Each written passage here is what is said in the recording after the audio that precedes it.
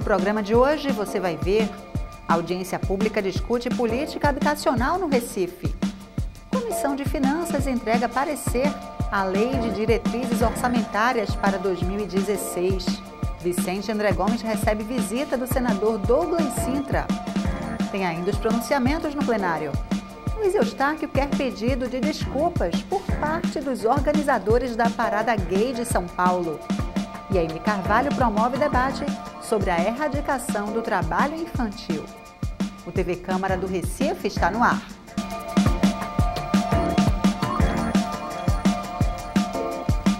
Olá, começa agora mais um TV Câmara do Recife Online.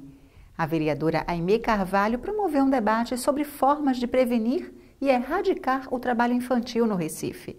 12 de junho é o Dia Mundial de Combate e Erradicação do Trabalho Infantil. A vereadora Aimee Carvalho é autora de várias iniciativas na Casa sobre o assunto. Uma frente parlamentar e também projetos de lei, como o que obriga a cassação de alvará para funcionamento de estabelecimento comercial que utilizar mão de obra infantil. E ainda o projeto que institui no Recife a Semana Municipal de Prevenção, Conscientização e Erradicação do Trabalho Infantil e de Proteção ao Adolescente Trabalhador. Na tribuna, ela disse que o trabalho infantil é um problema social e apresentou números. Segundo dados do Sistema de Informações sobre Focos de Trabalho Infantil, Pernambuco foi o estado com o maior número de resgates de crianças e adolescentes, 1.076, o que considero, sinceramente, um grande avanço. Seguido de Minas Gerais, com 571 casos, Mato Grosso do Sul, com 484, Goiás, com 440, e Sergipe, com 353 casos.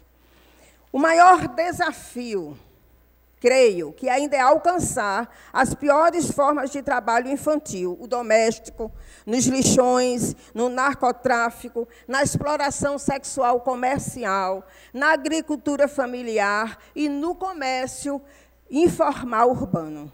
Também existem atividades que envolvem certo glamour e, por isso, obtém bastante aceitação social com o trabalho infantil, artístico e nos clubes de futebol. O emprego doméstico é uma das ocupações proibidas a menores e, no entanto, uma das que mais ocupam as crianças, principalmente como babás. O trabalho no campo também utiliza mão de obra infantil e, na maioria dos casos, as crianças são usadas pelos pais, que, por desconhecimento, muitas vezes afastam-nas da escola para ajudar na agricultura. Um dos maiores problemas atuais é a falta de articulação entre as diversas políticas de prevenção e eliminação do trabalho infantil existentes no país. A Aimee Carvalho falou ainda sobre a importância do Plano Nacional de Prevenção do Trabalho Infantil e Proteção ao Adolescente Trabalhador. O Plano Nacional de Prevenção do Trabalho Infantil e Proteção ao Adolescente Trabalhador constitui-se num instrumento fundamental na busca pelas metas de eliminar as piores formas de trabalho infantil até 2015 e de erradicar a totalidade do trabalho infantil até 2020. Precisamos conclamar a sociedade e órgãos de direitos a abrir os olhos para a causa do trabalho infantil em Pernambuco, pois muitas vezes esse tipo de trabalho se dá de forma silenciosa e naturalizada. Portanto, é preciso investir em recrutamento com medidas preventivas que contribuam para a formação de profissionais da educação, considerando que a educação é uma das grandes ferramentas para o fim do trabalho entre crianças e adolescentes. Lembrando, o que se faz agora com as crianças é o que elas farão depois com a sociedade. O coordenador do projeto de combate ao trabalho infantil em Pernambuco e também procurador do Ministério Público do Trabalho lembrou que o governo brasileiro se comprometeu a erradicar todas as formas de trabalho infantil até 2020. Apesar de reconhecer os avanços, Leonardo Osório disse que o poder público ainda é falho e falou sobre as ações feitas pelo órgão. A juíza da 18ª Vara do Trabalho do Recife concedeu uma decisão determinando que o poder público municipal adote algumas medidas, além daquelas que ele já faz, né? A decisão também é importante citar, porque está na decisão, não estou fazendo propaganda nem de A nem de B, eu estou falando que está na decisão. Ela reconheceu avanços do município do Recife, né, que eu também reconheço. Né, as pessoas do município do Recife, que eu trato sobre o tema, eu só tenho a elogiar o trabalho, mas é preciso avançar mais. E esse avançar mais é um avançar mais, e aí eu coloco a decisão, porque foi como eu disse antes no início, o poder público falha. E o que nós precisamos fazer para não falhar mais? Primeiro, precisamos enxergar o problema do tamanho que ele é, que é um problema enorme. Segundo, precisamos das mãos, né?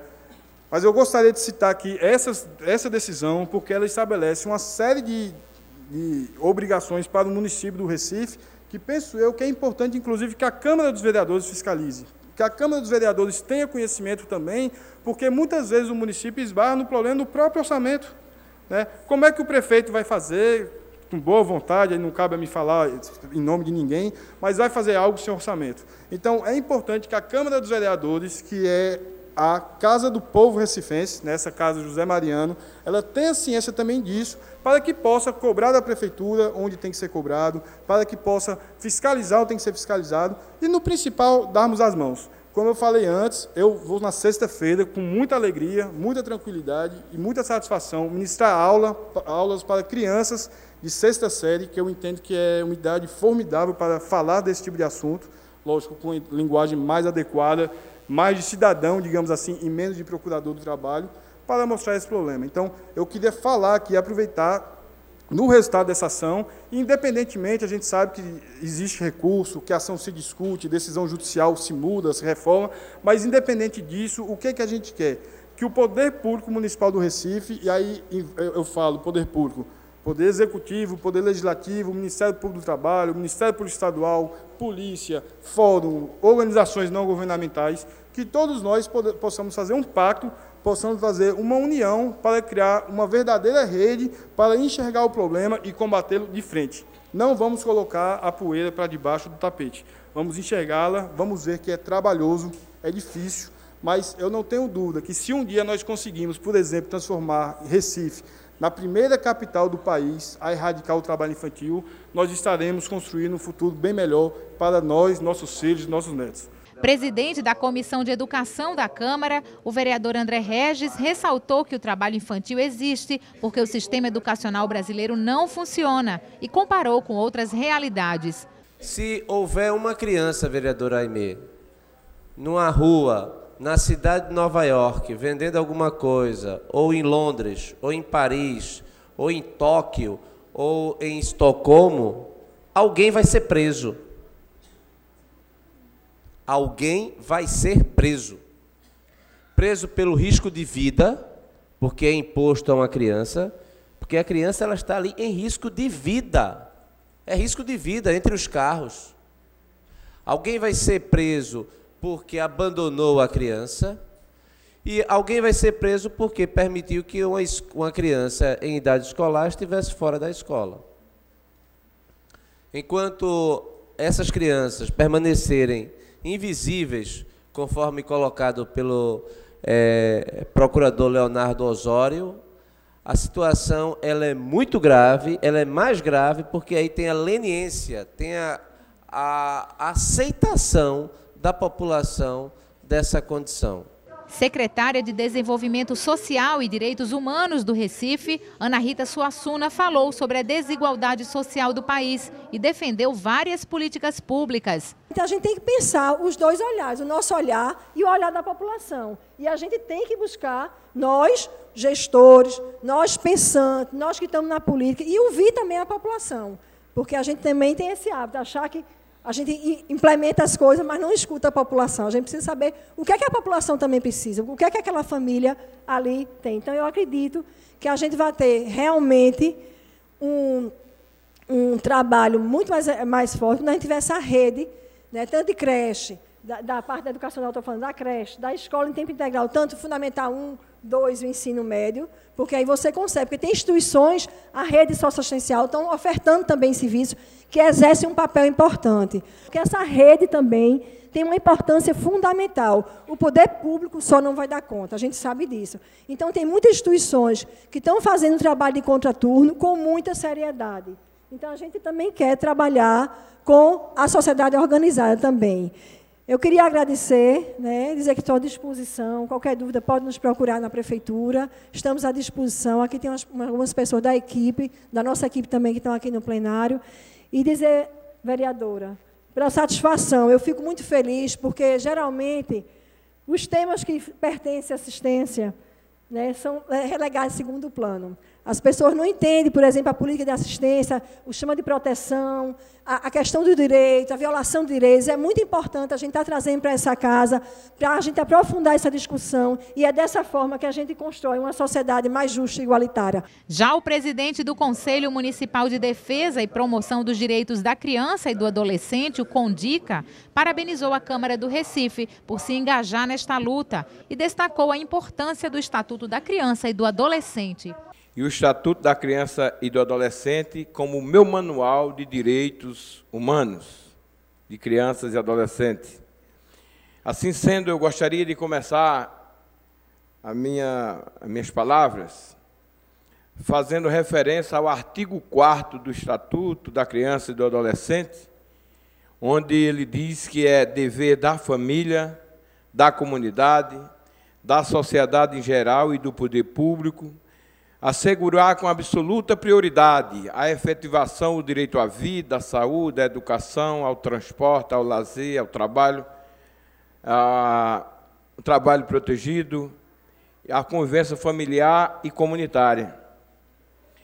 Quando ele diz que ele cita esses pilares, a família, a comunidade, a sociedade e o poder público, com absoluta prioridade, ele não responsabiliza apenas um, ele responsabiliza todo mundo. Eu estou aqui e tenho a responsabilidade enquanto pai, enquanto cidadão, enquanto agente público que sou. Eu não posso dizer que a culpa de nós ainda termos um trabalho infantil é de segmento A ou de segmento B. Eu tenho que assumir se tem algo errado, eu tenho que assumir essa culpa também, porque nós ainda, família, comunidade, sociedade e poder público, não fomos capazes de desempenharmos estratégias eficientes e eficazes no sentido da gente acabar este mal que o Estatuto ele diz a forma como fazer.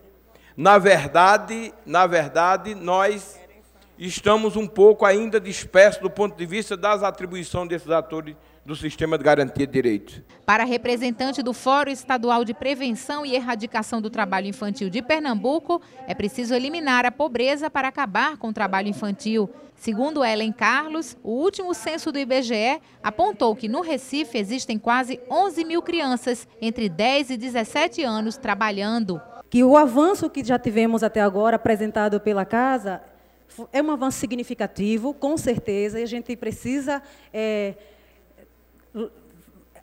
elevar nossos agradecimentos pelos esforços coletivos, mas também é preciso que cada independente de ser do órgão público, de ser poder público, de ser da sociedade civil, deem as mãos, porque não é fácil. Temos discutido muito a questão da visibilidade.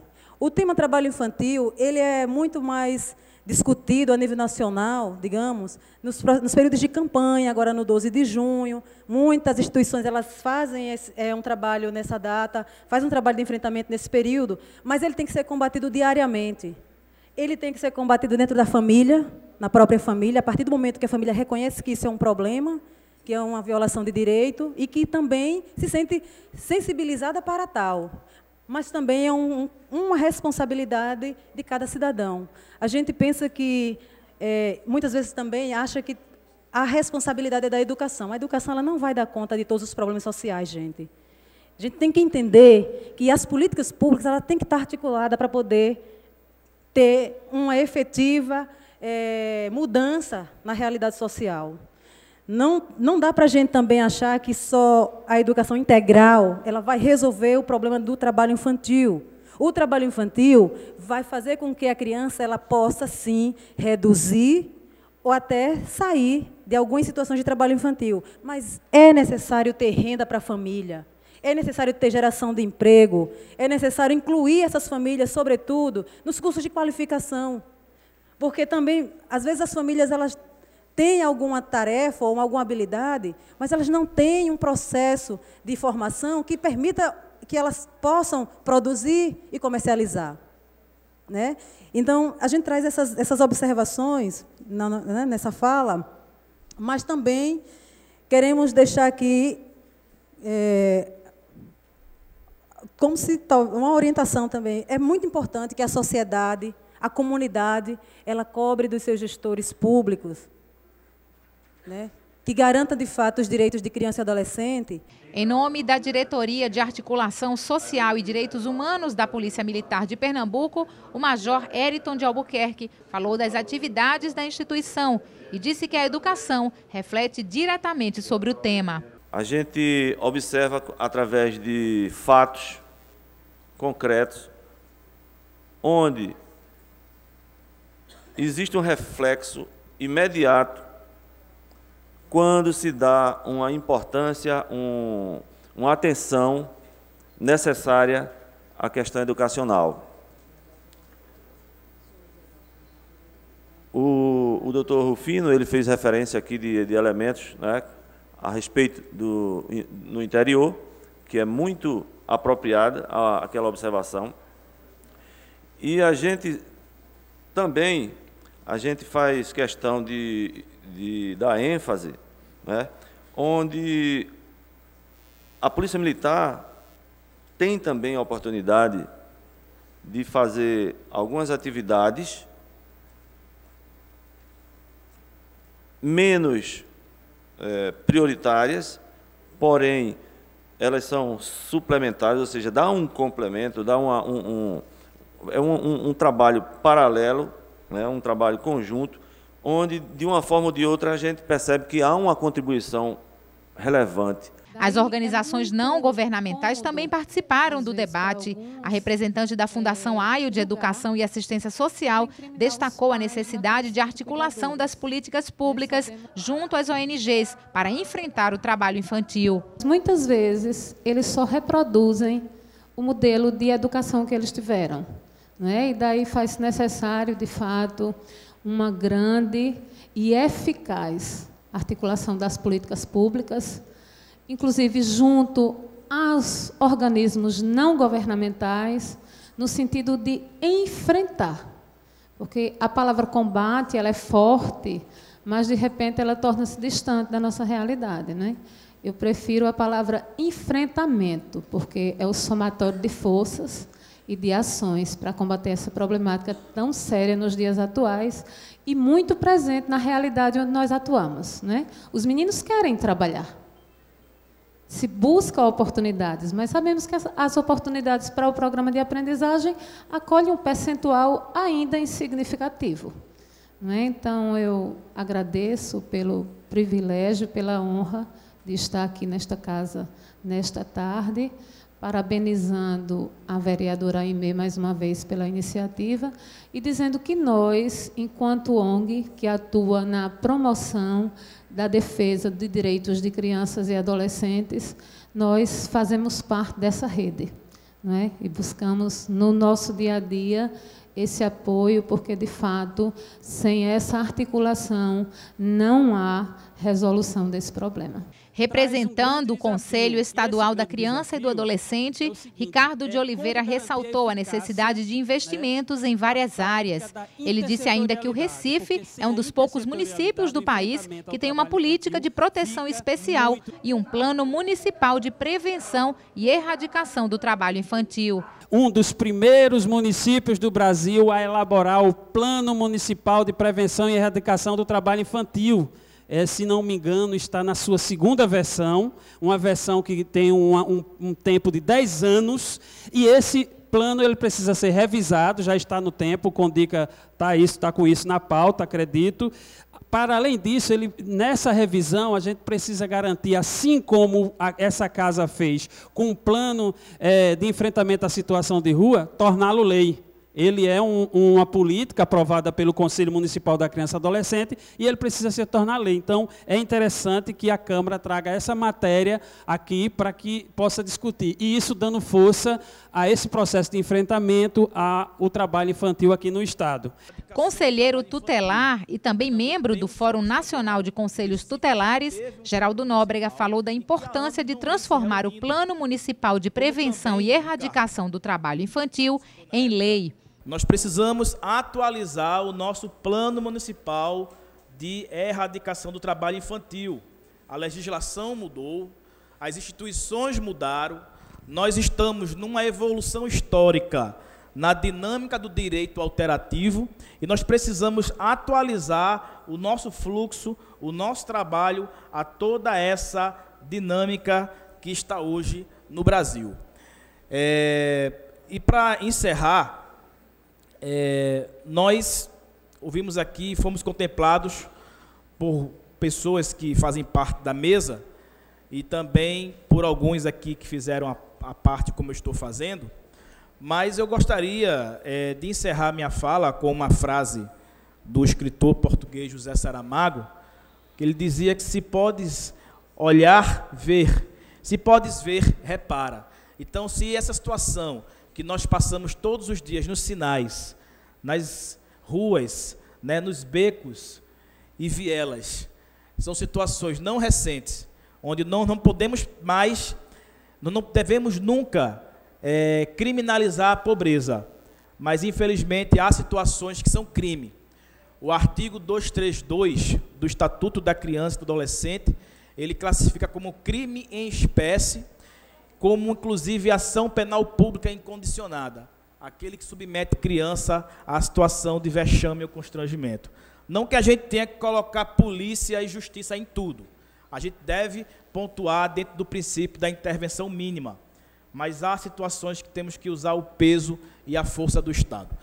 Após a realização da Conferência Municipal de Educação, a Câmara aguarda a chegada do Plano Municipal de Educação.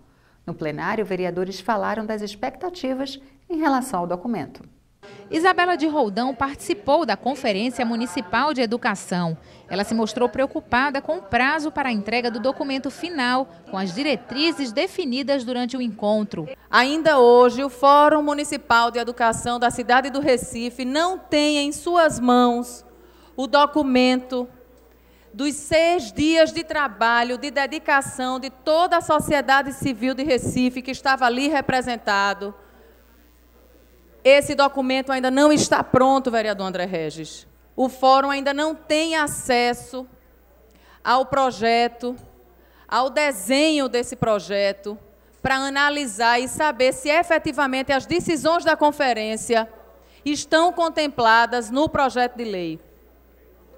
O combinado, acertado, inclusive juntamente comigo e com o vereador Marco Aurélio, é que o fórum teria um prazo de 2 dias, que já era um prazo apertado, para tentar fazer análise, o estudo de toda essa documentação, para em seguida encaminhar para o Conselho Municipal de Educação, que teria também um prazo apertado para fazer a leitura desse documento, validar esse documento para que esse documento pudesse chegar a esta casa, e nesta casa, se assim fosse de interesse da gestão, que eu sei que seria, pedir então dispensa de prazo, para tentar tramitar, para que a gente e o município do Recife pudéssemos cumprir o prazo estipulado pelo MEC, que é o próximo dia 25 de junho. Pasmem, Vossas Excelências, esse prazo certamente não será cumprido. E se for cumprido, será cumprido da forma mais desleal possível com a sociedade de Recife. Porque se esse documento chegar nesta casa, vereador Eurico, sem estar validado pelo Fórum Municipal de Educação, sem estar validado pelo Conselho Municipal de Educação e sem atender a toda a discussão que foi feita incansavelmente durante 6 dias seguidos, onde todos chegavam às 8 da manhã, saíam mais de 7, 8 horas da noite, discutindo ponto por ponto, meta por meta, eixo por eixo. Recife vai contrariar uma determinação nacional do MEC, da qual todas as cidades estão atendendo, estão cumprindo, estão discutindo. Esta casa já vai abrir mão de uma audiência pública, porque não vai dar tempo, porque a audiência pública era para acontecer, porque era para a sociedade civil ainda mais tomar conhecimento, tornar ainda mais público as decisões da conferência. Essa audiência já não vai acontecer, a gente já está prejudicado nesse aspecto. Todo esse trabalho incessante para que a gente pudesse cumprir um prazo determinado pelo MEC.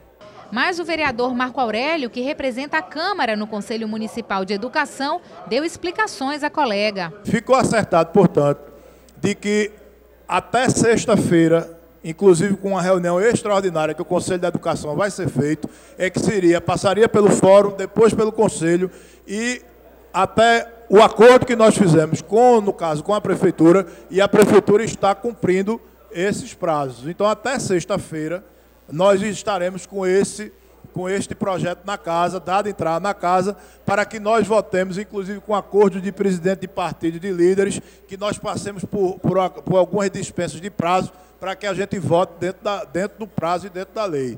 Portanto, são os esclarecimentos que eu queria dar a Vossa Excelência como presidente da casa e aos colegas, que o que nós acertamos lá na Comude, eu não acertei, eu acertei como vereador, acertei como delegado, junto com os outros que estavam lá, para que esse projeto, que eu fiz muita questão que ele viesse até o dia de hoje, por conta de que a gente não tivesse que abrir mão de prazo. Mas em conversa, em acordo com todos os que estavam lá, nós vamos esperar até a sexta-feira, e assim que o projeto estiver na casa, aí Vossa Excelência, o presidente, os presidentes de partido, certamente nós vamos fazer um grande esforço para que a gente esteja com esse projeto votado até o dia 24. Presidente da Comissão de Educação da Câmara, o vereador André Regis lembrou que o grupo não foi convidado para participar da Conferência Municipal de Educação.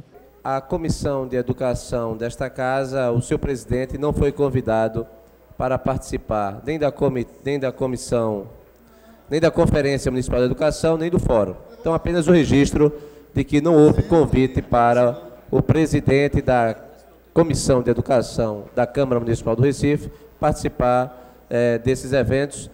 E, não obstante, iremos nos debruçar do projeto que vier para que haja uma capacidade redobrada de nossa parte para oferecer à casa um relatório minimamente suficiente para uma votação. Embora lamento que o prazo tenha sido praticamente esgotado pela Prefeitura, levando a todos a esse clima de corrida contra o tempo. Educação não pode ser tratada como uma corrida contra o tempo. Já a vereadora Michele Collins criticou a inclusão da ideologia de gênero no plano municipal, que será encaminhado à casa. O que é isso? É a pessoa que agora não tem mais, ela não é mais, quando a criança vai ter que aprender na escola, que ela não é mais menina ou menino, homem ou mulher. Ela vai aprender na escola que ela é neutro, que ela pode ser o que ela quiser, porque hoje a psicologia, a sociologia, né, diz que a pessoa pode ser o que ela quer. Então, isso são articulações de partidos políticos que estão por trás dessas malignidades para destruir a mente das crianças, para abrir caminhos para aquelas coisas que aconteceu ali em São Paulo, aquela parada gay que veio contra toda a família brasileira, que veio constranger toda a sociedade brasileira, tanto ela católica, evangélica, qualquer ela que seja, quando pegaram ali símbolos cristãos e fizeram aquilo que fizeram, pessoas colocando crucifixo de perna para o ar no meio da Avenida Paulista, colocando nas suas partes íntimas. Então eu gostaria de dizer que, mandar aqui um recado, dar um grito aqui de alerta ao prefeito Geraldo Júlio, que essa casa não vai aceitar esse plano chegar aqui, já estou avisando logo, chegar aqui e querer que a gente vote aqui para poder regime de urgência para o plano entrar sem ser analisado. Entrou para a votação extra-pauta um requerimento do vereador Luiz Eustáquio. Ele quer um pedido de desculpas por parte dos organizadores da Parada do Orgulho Gay de São Paulo. O assunto provocou debate no plenário. O documento elaborado pelo vereador é uma moção de agravo pelo excesso nas ações de participantes da 19ª Parada do Orgulho LGBT. Segundo o parlamentar, é preciso uma retratação pública aos cristãos pelas ações em desrespeito à fé religiosa. Que eles possam pedir desculpa a todo o povo cristão brasileiro, oficialmente. Por isso que estamos enviando, querendo aprovar nessa casa, presidente, enviar uma cópia para o realizador da parada, para que eles possam assumir que não foi a ação deles, mas aparentemente foi. Por isso, toda a população brasileira acredita e acha que foi.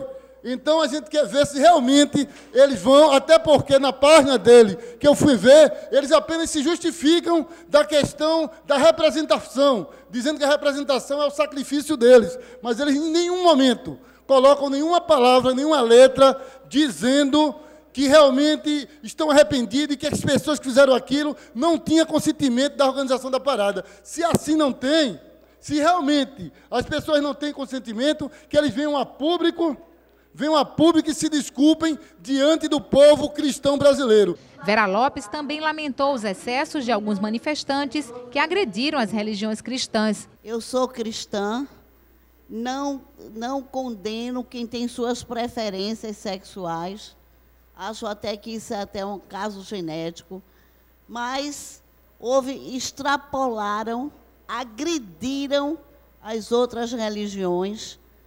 Então, já pensou se fossem fazer uma reunião de prostitutas lá e elas se despissem em plena Avenida Paulista, para mostrar o corpo, porque vendiam o seu corpo.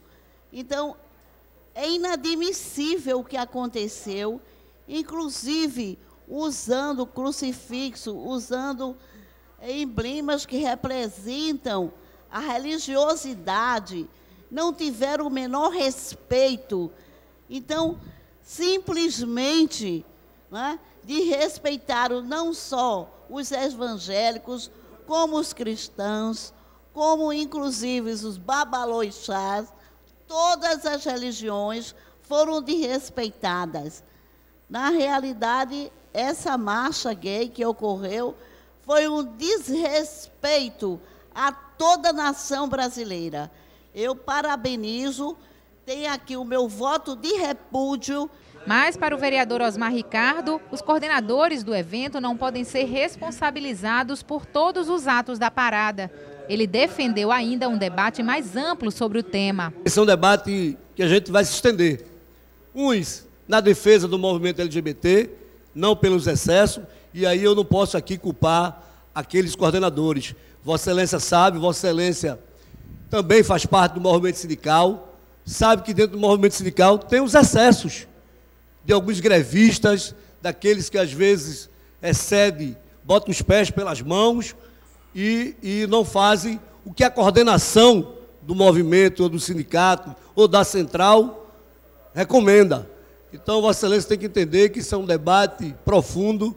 Já o vereador Marco Aurélio disse que é preciso respeitar a diversidade, mas também criticou as manifestações. Eu não tenho nenhum problema com gay. Agora, eu acho que respeito é bom e eu acho que nós merecemos respeito. A gente não pode aceitar a forma desrespeitosa como esse pessoal foi para a rua. O requerimento de agravo acabou não sendo votado porque o vereador Osmar Ricardo pediu vista. Ele agora tem um prazo de 3 dias para devolver o requerimento. Amaro Cipriano Maguari falou da necessidade de haver banheiros públicos nas estações de metrô do Recife. Ele já apresentou um projeto de lei que trata do assunto, mas a matéria foi vetada pela Prefeitura. Aqui a gente aprovou o projeto foi vetado pela Prefeitura. Eu estive no metrô e eles alegaram que o metrô cuidava de transportes e que o banheiro público seria com a Prefeitura da cidade do Recife. Eu entendo que cada um tem a sua missão, tem o seu compromisso, mas que a sociedade ela tem que ser respeitada. Os usuários de ônibus, de metrô, eles têm o direito de ir e vir e o direito de ter o seu banheiro para usar na hora de necessidade. A polêmica se estende. Eu vou procurar o Ministério Público do Estado de Pernambuco para a gente tomar uma decisão sobre esse assunto, porque eu estou sendo convidado e procurado para que o problema ele seja resolvido. Você está na estação do metrô, tem uma necessidade de ir ao banheiro, não pode. Eles alegam que o banheiro da estação é só para os funcionários do metrô e não para os usuários, né, que frequentam, que andam e que percorrem naquele transporte público. Eu entendo que isso é uma falta de respeito, uma falta de atenção e uma falta de uma política pública de responsabilidade com os usuários do metrô da cidade do Recife. Eu estive em São Paulo e andei de metrô em São Paulo e lá tem banheiros em todas as estações e banheiro de boa qualidade, banheiro bem asseado, banheiro bem organizado. Então, é um assunto polêmico, eu sei. Vou procurar a Prefeitura porque eu sei que a Prefeitura não vai investir para fazer banheiros nas estações do metrô do Recife. Eu entendo que a responsabilidade, na verdade, é do metrô mesmo. Porque para o metrô funcionar, a Prefeitura deu a licença de funcionamento pela DIRCOM. Ela esqueceu de averiguar e de olhar que teria que ter o banheiro público para que os usuários fossem servidos daquele órgão de transporte. As pessoas que transitam das integrações são as que mais solicitam esse serviço do metrô na cidade do Recife. Eu entendo que é de grande importância para as pessoas que trafegam naquela localidade. Eu vou adiante com esse assunto, vou procurar a Prefeitura, vou fazer um novo contato com o presidente do metrô para que possamos viabilizar banheiro público no metrô da cidade do Recife. O Anderson Florencio repercutiu a visita da Frente Parlamentar pelos Parques do Recife ao Parque da Macaxeira, na zona norte da cidade. De um modo geral, um parque que está bem qualificado, é um equipamento importantíssimo para a cidade do Recife, especialmente da zona norte, né, e que a gente fez questão de verificar e estaremos acompanhando o seu dia a dia. Foi sugerido ainda que não só, presidente, para o Parque da Macaxeira, mas será uma sugestão da Frente Parlamentar para que todos os parques do Recife ele tenham um local que possa servir como primeiros socorros. Algo importante, né? Inclusive, sugerido pelo vereador Henrique Leite também, com o desfibrilador, não é isso? Desfibrilizador, para qualquer incidência com alguma pessoa que passe por alguma necessidade de usar esse aparelho. Portanto, foi uma visita importante que a Frente Parlamentar realizou na manhã de hoje, né? É um trabalho que está apenas começando e que ainda não acabou no dia de hoje, presidente. Nós estaremos logo mais, ao término desta sessão legislativa, visitando a sede do projeto do Parque Capibaribe, que é aqui na Rua do Bom Jesus. Então, nós estaremos fazendo essa visita para conhecer o projeto, né? É um parque que será lançado nos próximos dias. Há um compromisso da gestão de fazer o lançamento de um trecho que fica situado no bairro das Graças, de 2 a 3 quilômetros. Então, importante fiscalizar os parques já existentes, sugerir e a gente poder acompanhar os novos que têm a surgir na cidade do Recife. Tramita na Câmara a Lei de Diretrizes Orçamentárias para o ano de 2016. Ontem, a Comissão de Finanças entregou o parecer ao projeto do Executivo. Na reunião, a Comissão de Finanças e Orçamento discutiu as emendas e emitiu parecer pela aprovação do projeto de lei do Executivo sobre as diretrizes para a elaboração da Lei Orçamentária de 2016. O presidente da comissão, o vereador Marco Aurélio, falou sobre o parecer. Nós, desde a audiência pública que nós fizemos com o secretário de Finanças, que a gente já tinha visto, que a gente vem estudando as emendas de alguns vereadores.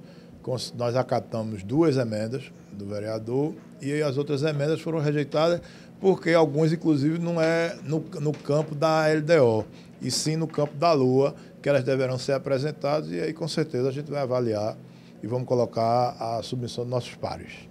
Uma audiência pública na Câmara discutiu a política habitacional no Recife. Osmar Ricardo apresentou um levantamento das obras iniciadas a representantes da Prefeitura. A equipe de assessores do vereador Osmar Ricardo fez um levantamento das obras para a construção de conjuntos habitacionais no Recife. A obra do conjunto Sérgio Loreto, no bairro de São José, segundo a assessoria do parlamentar, está parada. Já a construção do conjunto Travessa do Gusmão, que terá 160 unidades habitacionais, está em ritmo lento. O relatório, elaborado pelo gabinete do vereador, a partir das visitas feitas às obras, foi apresentado durante a audiência pública, realizada no plenarinho da Câmara, para discutir a política habitacional no Recife. O movimento me procurou, né? A gente vai sempre buscar audiência pública quando as pessoas nos procuram. Há muito questionamento aqui hoje também, nesse dia de hoje, da questão dos vereadores não atuarem, não participarem, não estar visitando as comunidades, mas às vezes a gente não é provocado, a gente não é chamado. E quando a gente pelo menos procura. O nosso mandato é um mandato popular que a gente tenta buscar esse debate com a comunidade. O secretário de Habitação do Recife, Carlos Fernando Filho, explicou o motivo dos atrasos nos conjuntos habitacionais citados durante a audiência pública. Os habitacionais, nós temos Travessa do Gusmão, que é aqui nos Coelhos, né? Esse habitacional está em vias de conclusão. A previsão é ser entregue em, no máximo, 120 dias. Certo? Houve um atraso um pouco nas obras. Por quê? Porque a determinação do prefeito Geraldo Júlio é que fosse incluído o revestimento nas áreas molhadas e o gesso, né, para dar uma melhorada na condição de habitabilidade. E aí atrasou um pouco, mas em torno aí de 120 dias estaremos entregando esse habitacional através do Gusmão, que é nos Coelhos. Com relação ao da Praça Sérgio Loreto, também foi falado aí, estamos aguardando um posicionamento, foi contratada uma consultoria para ver a real situação da obra, que é uma discussão com a construtora, com relação a valores e custos, enfim. E aí nós tivemos que contratar essa consultoria, ela está finalizando o levantamento real da obra, para daí a gente tomar a providência como é que vai ser feito, se a consultora vai retomar ou eventualmente aí vai ser uma decisão aí do governo de destratar e contratar aí outra consultora para finalizar essa edificação. São 2 só? São 2 nos Coelhos. Aí tem o Vila Brasil, que é do lado do fórum, Vila Brasil, que está sendo retomado também. Já foi uma obra que a consultora que foi contratada primeiramente foi na gestão anterior, essa consultora faliu, e aí outra consultora, continuou a absorver essa obra para continuar e finalizar, e está sendo retomada agora, está sendo dada mais ênfase nessa obra para também finalizar, acredito que até o final do ano. E o Vila Brasil 2, que é um terreno, é o mesmo terreno praticamente, São Vila Brasil 1, Vila Brasil 2, fica ali localizado próximo ao Fórum do Recife. Também estamos esperando a regularização do terreno, né, porque tem uma área, uma percentual que a União reclamou da indenização, e aí a gente está finalizando essa parte fundiária para também dar início a essa contratação lá. O PPA, Plano Plurianual, prevê como recursos destinados à habitação para 2014 R$27 milhões. E para o período de 2015 a 2017, R$92 milhões. Valor limitado para o tamanho do déficit habitacional na cidade, que, segundo dados do IBGE de 2010, é de 62 mil unidades. Mas a população cresceu e já se fala em um déficit de 80 mil moradias. O secretário de Habitação do Recife afirmou que esse ano serão entregues 870 unidades e que a Prefeitura está elaborando um plano municipal de habitação que vai indicar como serão feitos os investimentos em moradias nos próximos 20 ou 30 anos. O município nunca teve um plano, né? E a gente está desenvolvendo esse plano, acho que até mais ou menos uns 6 meses aí deve estar sendo concluído, né? Para a gente ter realmente, isso aí será um marco para a cidade do Recife, a gente ter realmente um plano de habitação. A gente identificar a real necessidade, identificar o real déficit populacional e daí a gente poder, diante das necessidades, a gente poder traçar, obviamente atrelado à situação econômica, aos planos de financiamentos habitacionais, a gente poder traçar realmente um planejamento, né, real, habitacional, falo de habitação popular, para o município do Recife nesses próximos aí 10, 20 e 30 anos. Para o militante da luta por habitação e reforma urbana, Felipe Cury, a Prefeitura deve ouvir a população antes de elaborar o Plano Municipal de Habitação. E ele não pode se limitar à construção de habitacionais. Deve determinar também um padrão mínimo de qualidade para essas novas moradias. Ela não pode ser uma política apenas de construção habitacional. Ela tem que prever a questão da habitação como um todo. Ela precisa prever a questão do plano local a partir do transporte público, da questão escolar, da educação, da saúde pública. Então, tem que ter um plano pós-ocupação, não pode ser um plano apenas para a construção de casa, mas ela tem que pensar no futuro. E tem que ser a partir de um projeto maior, que pense a cidade.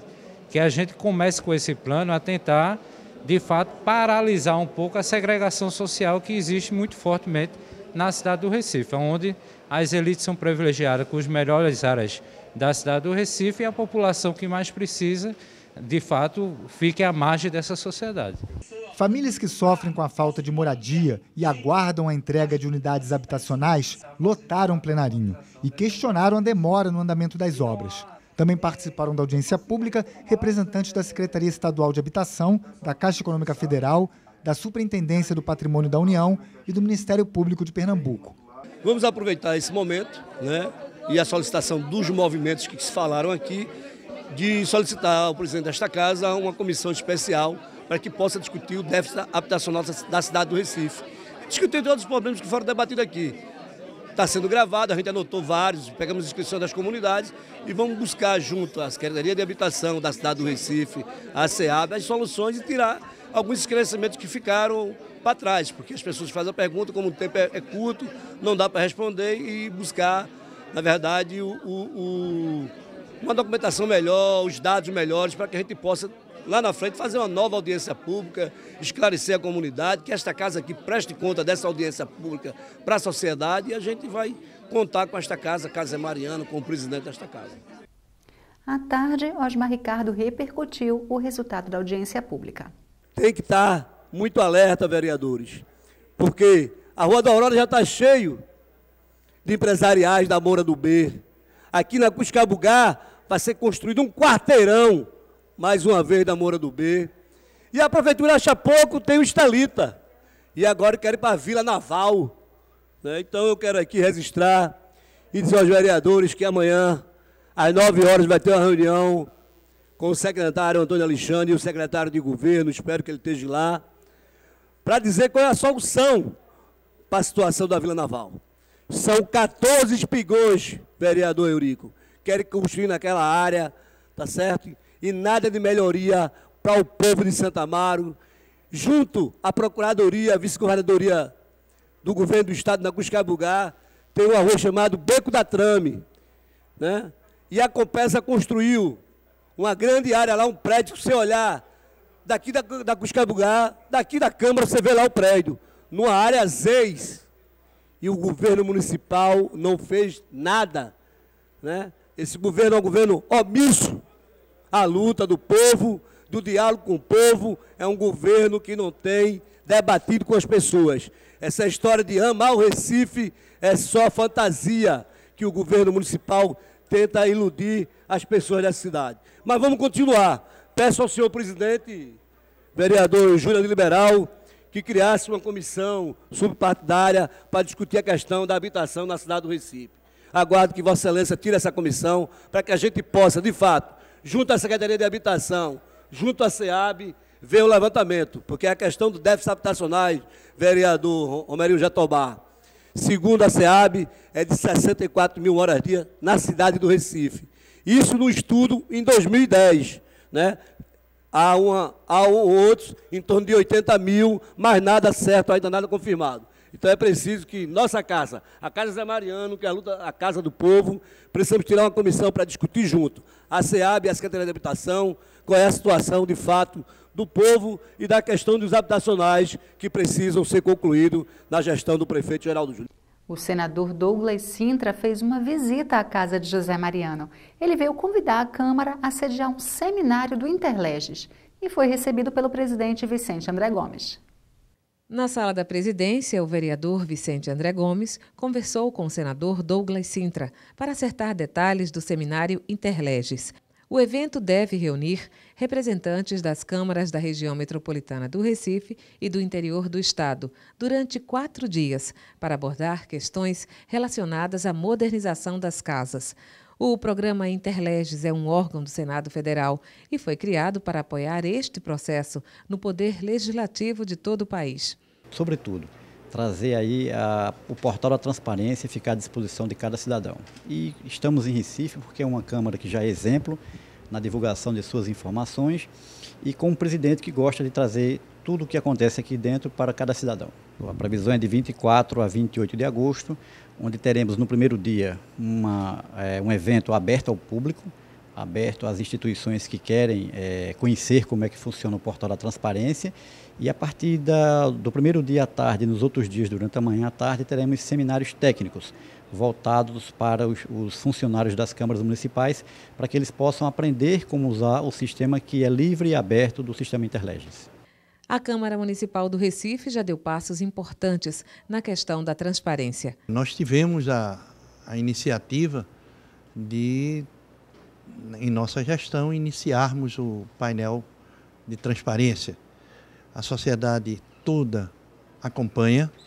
Nós sentimos isso quando andamos nas ruas, em que o povo questiona, discute, acompanha, o que nos dá uma tranquilidade. Hoje nós vivemos na Câmara Municipal do Recife um momento salutar. As coisas não são escondidas. O povo sabe o que a casa faz. Aproveitando a visita do senador, um grupo formado por estudantes e profissionais liberais entregou um documento para chamar a atenção sobre um assunto que vem gerando polêmica nos meios acadêmicos: a ideologia de gênero. Nós vamos procurar alguns vereadores para alertá-los sobre a possibilidade da presença da ideologia de gênero no projeto dos planos municipais de educação, né, que estão vindo para votação agora em junho já, né? A razão disso é porque a ideologia de gênero que estava presente no projeto do Plano Nacional da Educação ano passado, votado lá em Brasília, e que foi retirada do projeto, né, ela voltou na resolução do CONAI do fim do ano passado, em novembro. E isso sem razão aparente, né? Inclusive, viemos trazer para os vereadores também um requerimento do deputado Isalci, que formaliza esse questionamento junto ao MEC, né, de por que algo que foi decidido pela Casa, né, a retirada da ideologia de gênero do Plano Nacional da Educação, porque isso retornou no CONAI, no documento final do CONAI, que deve servir de base para os projetos dos planos municipais de educação, né? Em virtude disso, viemos procurar os vereadores hoje. A gente fica por aqui. Para rever esse e outros programas, acesse nosso canal youtube.com/Câmara do Recife. Até mais!